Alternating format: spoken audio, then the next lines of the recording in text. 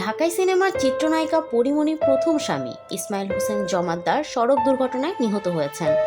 শুক্রবার ভোররাতে মাদারীপুরের শিবচরের পাঁচচর এলাকায় ঢাকা ভাঙা মহাসড়কে এই মর্মান্তিক দুর্ঘটনা ঘটে।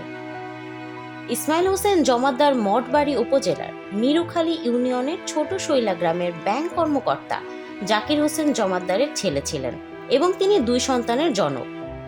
দুর্ঘটনাটি সম্পর্কে শিবচর হাইওয়ে থানার ওসি শাকিল আহমেদ জানান, ভোররাতে ইসমাইল হোসেন তার বন্ধু মনির হোসেনকে নিয়ে মোটরসাইকেল চালিয়ে ঢাকা যাচ্ছিলেন।